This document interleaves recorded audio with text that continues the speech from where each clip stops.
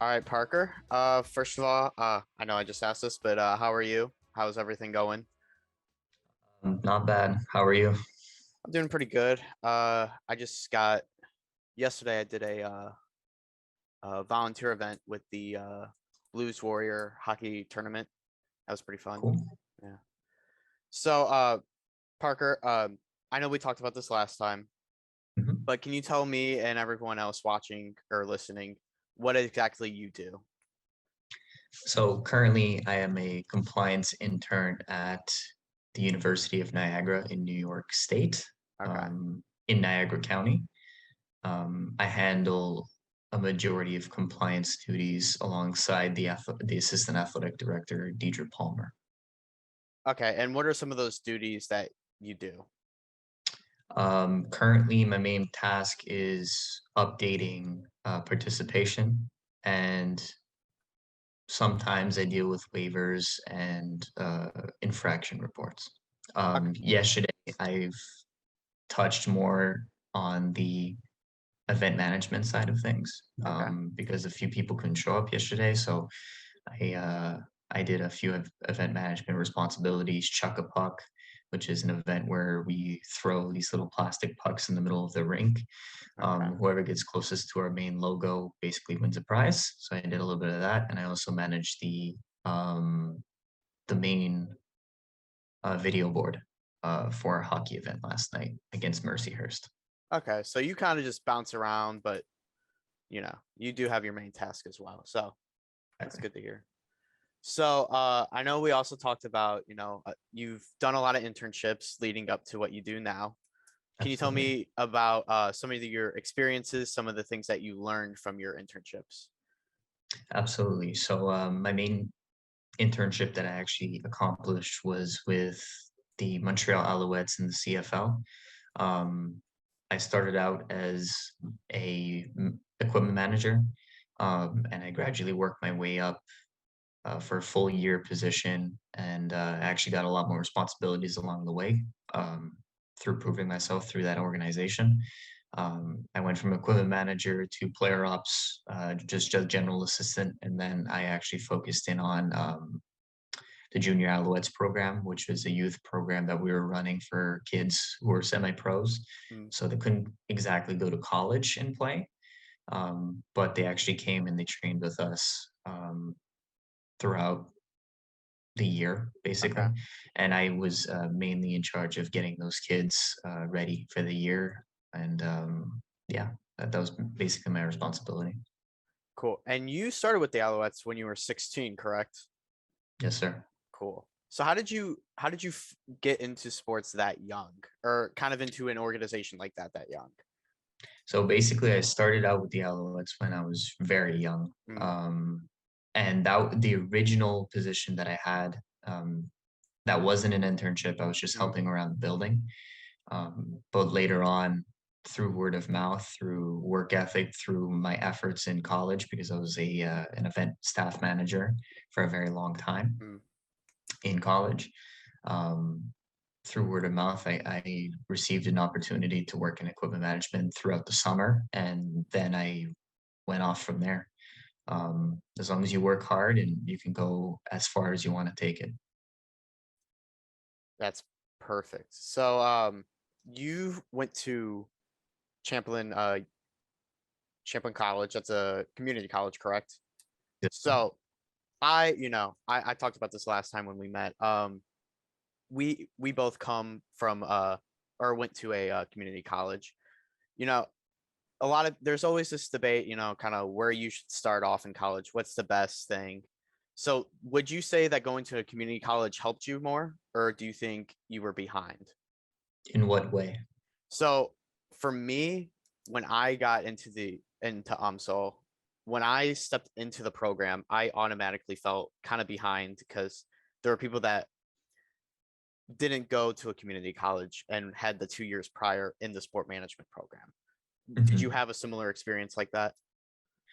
Well, personally, no, Okay. um, because of the fact that I was handling a majority of my responsibilities, and a lot of people depended on me to be at a certain level Mm, when I was in Montreal in Canada. So, I've done easily over 100 events when I was in community college over my wow. 3 years there. Handled junior NBA events, CCAA tournaments, U Sports tournaments. I've done a lot. So when I ended up showing up here, I actually slotted in quite well Mm, because I had a really big management background and they needed somebody who could handle those types of responsibilities more so than anything. But I definitely do see people who do transfer in get a little bit confused because it's a completely different atmosphere, right. um, different budget, different support system. So yeah, I can definitely see both sides of that coin. Okay. I appreciate, kind of hearing that too. Um, It's yeah. So you also worked with Voda Sports, correct? exactly. Can you talk about what you did with them and kind of what you learned from them that carried on into what you do with Niagara? Absolutely. So Volta Sports, that was a startup company when I Mm, when I originally joined. It was ran by a man by the name of Matt Biet. Fantastic leader, fantastic manager. He helped me through many, many circles. But the main thing that he used to teach us was how to sell to people and how to connect with people beyond just trying to get that initial sale. mm, So he's trying to teach us how to create relationships, which I still use today. Following up, doing follow-up calls, emailing them on their birthdays and stuff like that. He was very, very poignant on that. mm, So I do that now. Um, it's a fantastic skill to learn, but it's kind of a skill that you would think you would know, but it's only when somebody tells you where it only really makes sense type of thing. So yeah, I think that's the most valuable skill I learned from him. And there's also many sales techniques that he taught us over those 4 months that I was with him. And he also helped me learn how to draft up contracts, which is a skill I still use today. Using precise language and is a very valuable skill. And he taught us how to do it very effectively in both English and in French. So full credit to Matt Biet. If anybody's interested in learning from him, I would definitely shoot him a message on LinkedIn. perfect. LinkedIn is a great tool, as we know. Absolutely. Yes. So, Absolutely. oh, geez, I just forgot what I was gonna ask. It's okay. So yeah, so you talked about, learning kind of sale. Sorry, you talked about It's okay. learning about sales, and you've also told me that you work with the dean helping recruit people. Do those Yes. kind of skills kind of overlap with each other? Are they similar, do you think? Yeah, I would definitely say so. I usually my recruitment duties are less than today because I've been helping out more with the athletics department. But when I was a freshman, there's actually a program where the dean actively um, would help you out a little bit financially in terms of gift cards Mm, if you can get some recruitment going. So I knew a lot of people at Champlain who were very motivated, possibly future athletic administrators and social media managers and vice presidents to a certain extent. So I wanted to get them into a program that gives you the keys to do so, and it's your choice to whether or not to put it in the ignition and start the car mm, and to go with it. right. Um, as you know, we have now an assistant general manager in our ranks with Cascon Gay. Um, she's a Niagara alum, Mm, and now she's the assistant GM of the Canucks. So Wow. this place, if you make the most of it and you really put your time here and you really meet people and you talk, Mm, this is the best place, as far as I'm concerned, on planet Earth to really okay. start a career in sports. So because we're so experimental with our technique. Yeah. 3 years ago we didn't even have ESPN broadcasting. Now we do. Mm, Um, there's 3 full-time staff for sports information. Um, they just hired 2 new staff, one in student athlete development and the other in event management. mm, And primarily, the entire staff is ran by students. So we handle basically all of the game day events. We have a manager, mm, but a lot of us handle a lot of those really difficult tasks that normally in bigger schools you would give to someone who's either freelance or who's actually a full-time employee. So um, you get experiences here that not many other schools would actually offer. right. And definitely, just getting as many experiences and connecting is really what it's all about. Um, I mean, have you seen from what you have seen from other schools, are most schools just not even like doing it the way that, we're trying to get out there and connecting and we're trying to do as many events. Do you actually see that? What do you mean, as in like student life? No, like, well, I kind of, I guess, but like, so how we're going on all these like trips that are helping us, progress our sports career, and Mhm. you guys do the same thing as well. Do you Exactly. do you see colleges and other sport management programs not do that? Yes, Okay. and the reality behind it is some schools are a little bit disorganized. Hmm. Um, and then there's some programs that are just not as motivated to start up like a program like what you're doing. We currently have a sports management association down here, um, which pretty much anybody who's extremely motivated to start their sports career is in. Mm-hmm. And then there's some others that are going to figure that out along the way and join up probably long after I'm gone. Yeah. Um, but yeah, we do all sorts of events to really spur that passion in people and to get them connected with the people who are going to make a difference in their career, as well as bring people together in some of those events and trips. So yeah, I can definitely see some schools not maybe giving priority to many other programs, unfortunately. Yeah, I honestly, from what I have seen from other schools, it really is just motivation and not maybe it's not motivation, but it's not realizing what you can do within sports. Because Absolutely. I think the knowledge of because like we had someone come in our class and talk about the Super Bowl, and we're like, "Can we go to the Super Bowl?" And we're like, "Yeah, let's go." And people don't realize Absolutely. you can just do that, and I think that's the main Absolutely. problem. Yeah. And I think, there's plenty of quotes that can really directly relate to this train of thought, but the number one I can think of is the number one killer of dreams is just by not attempting it. Hmm. Um, you have to attempt it, especially within the world of sports. You have to talk to people you never thought you would ever talk to, or ideas you never thought you would go off of. More often than not, they're going to benefit you. And if you fail, you fail, but at least you learn something along the way. That process may or may not work. That you can take another route to achieve your goal, right? Right. So I think, yeah, I think that there's just some programs that would really benefit from just trying things. Right. Just try something. If it fails, it's not the end of the world. It's just money. Mm-hmm. Right. So, you just brought up the Sport Management Association and kind of like what your philosophy is, just kind of uh, go into it, just motivate yourself and Exactly. try to learn stuff. But what are other things that your Sport Management Association does? What events do you guys do, and what do you guys do with each other to kind of um, help each other grow in the sports industry? Yeah, I could definitely build off of that. So normally we meet up once per week Okay. and we always have a speaker. That is number one guaranteed thing that you'll see during our events.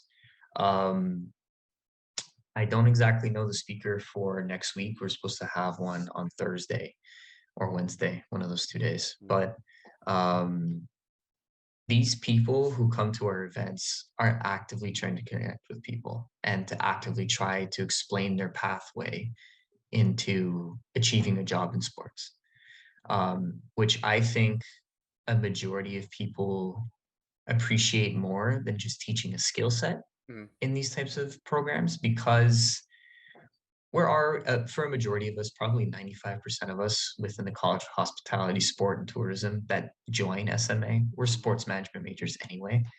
So there's a lot of people who don't want regurgitation from the exact same class they just got out of a couple of hours ago. mm, They want to meet and greet and really understand what they can do with their degree. mm, And that's what we provide them. We provide them with people who graduated recently or graduated from years ago, to really explain their step and their outreach and everything that they were able to accomplish with either a degree from us or a degree from another institution. right.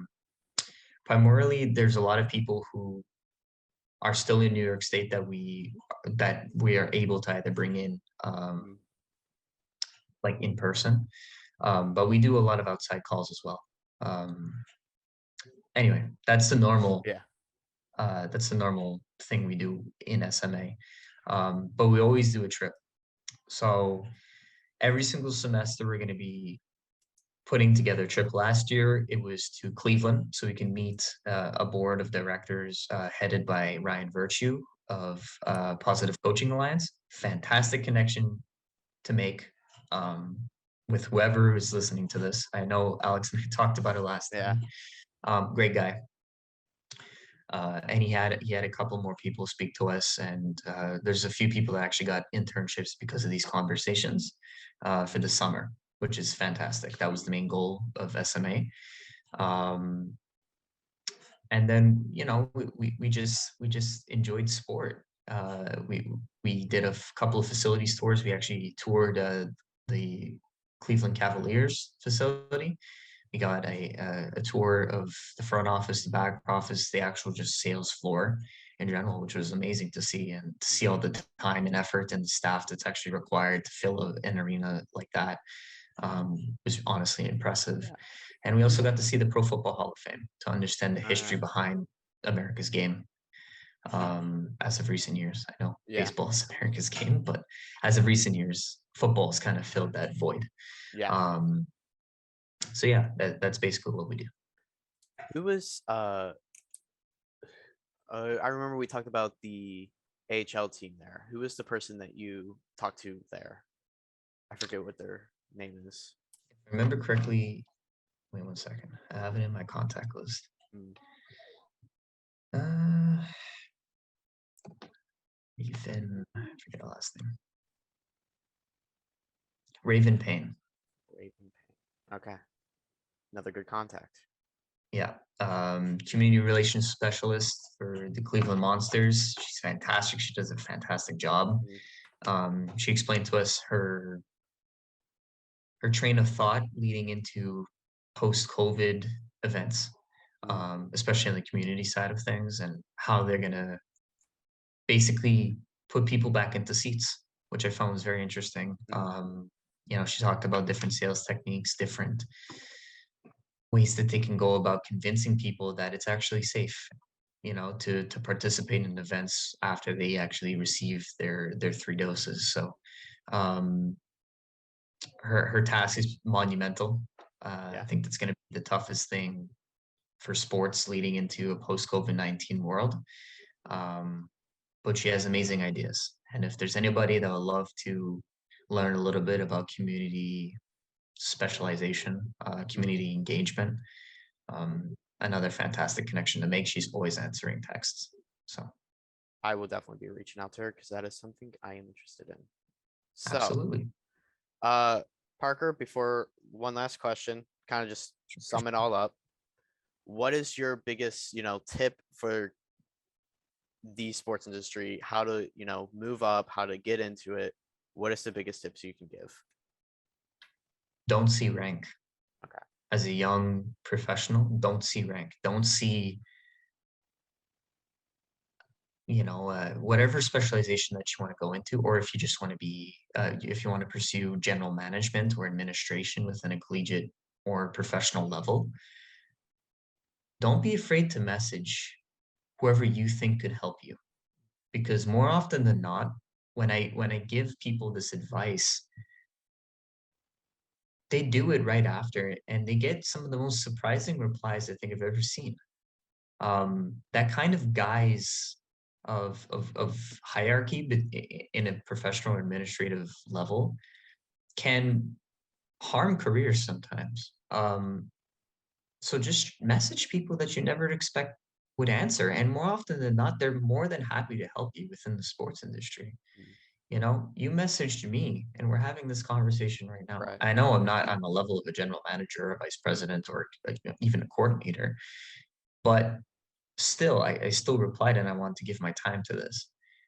There are so many people out there that want to do this. It's Right. just that they're never given the opportunity because people never message them. So please, on my behalf, please message people. Please, there's so many people that want to speak to you, Mm. especially within the sports or hospitality industry. They love talking. They love helping people figure out what they want to do with the rest of their lives within sport or hospitality. So please message people. You'll get some of the most amazing results you'll never expect in the world. Prime example is that back home in Montreal, when Joel Anthony, who is a multiple time NBA champion, Okay. um, was announced as general manager for the Montreal Alliance, I took the first opportunity I could to contact him. Mm-hmm. And within maybe half an hour, I got a message right back from him. He That's just awesome. wanted to help somebody within the industry. Mm-hmm. So just message people. You'll amazing results. Think everyone here is waiting for those XFL names to drop for the St. Louis Battlehawks. So yeah. There's no doubt in my mind that your classmates are going to be looking for it, and I Yeah. heavily suggest it because we're the next leaders of the industry. Right. A lot of people retired or actually moved on from this industry due to COVID-19. Mm-hmm. So hiring rates for sports industry and hospitality industry jobs have skyrocketed throughout COVID-19 because there's not enough people to fill these positions. Right. So don't be afraid to move. Don't be afraid to do things that make you uncomfortable. Just get your foot in the door and move on. And if my story is any indication, I started in a job I didn't like at all. I hated equipment management. Picking up pads and helmets and stuff like that was just wasn't my thing. That's the type of position which gives you a lot of wear and tear and long hours and stuff that I really wasn't anticipating, but I worked through it and I met people within the industry that needed help. And fortunately enough, I had a very amazing boss by the name of Greg McGuire, who's unfortunately moved on Mm. from sports. But he allowed me to do other things because he saw my passion, right? And if you find a space where you could evolve and there's always opportunity, just stick with it, even if it sucks. Just get through it. Mm-hmm. That's what sport is. Your first ever job in sport. I promise you, it's gonna be something you're not gonna like because that's what everyone does. It's something that nobody likes to do. Right. Um, and then you're just gonna evolve from that. Just keep going with it. That's another piece of advice. All right. Parker, thank you so much for coming on. Absolutely. And that Um, advice you just gave there, perfect. yeah. And if you ever need anything else for this podcast or for any one of your courses, just let me know. Will And do. if you have any of your classmates or anybody that messages you to speak with me, I'd be more than happy to talk to them. Okay. All right. I will definitely be telling everyone about you because, well, we've already had two discussions and I think I've learned both. I think I've learned something from both of them. Hey, Ah, that's the goal, man. yeah. All right, man. Thank you for coming on again. And yeah, see you later. Absolutely. Talk to you soon. Talk to you soon. Bye. Bye.